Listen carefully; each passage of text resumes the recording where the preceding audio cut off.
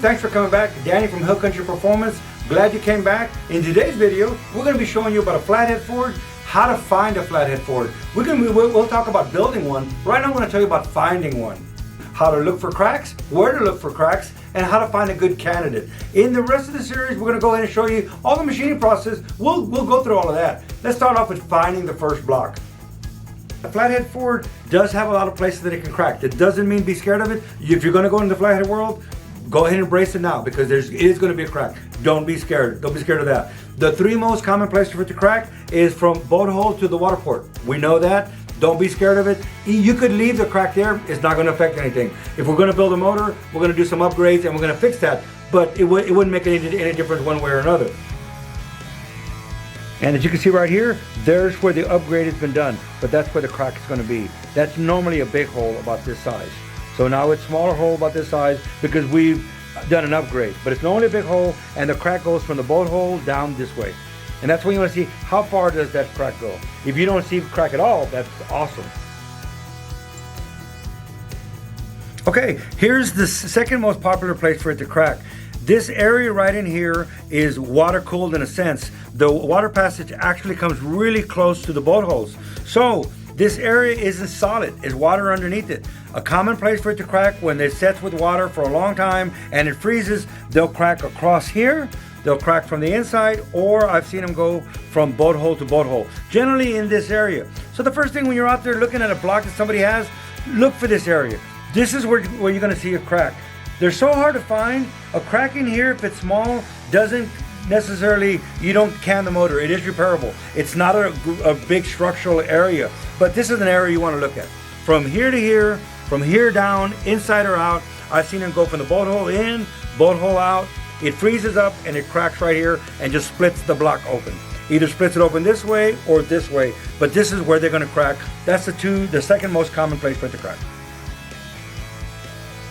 Okay, now we got the two most common. I'm going to show you the third most common place for it to crack, and we're going to go back up to the top.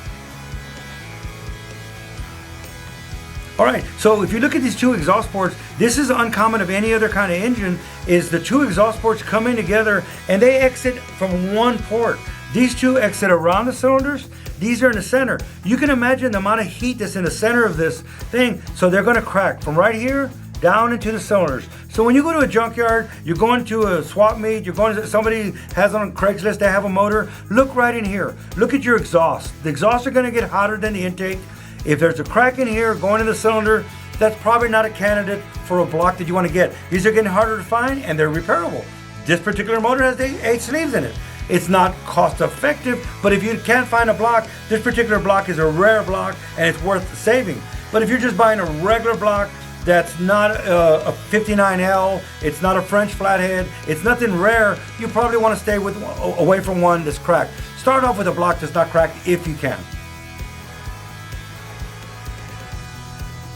Okay, well, now that we've seen the three most common places for it to crack, I'm going to go through them really quick again. Up here on top, from the boat holes down, it doesn't mean the block isn't bad, but it does show that it's gotten hot. It's overheated. So we want to look there first. Then we want to flip the block over. We want to look at the pan rail. That's telling us, did it freeze? That's really important because if it froze, it could have cracks other places that don't normally crack. A freeze is going to crack anywhere that the metal is the thinnest. So that's what we're looking for, that kind of crack. Is it frozen? That's two. Third and lastly, we're going to look at the exhaust seats over to the cylinders.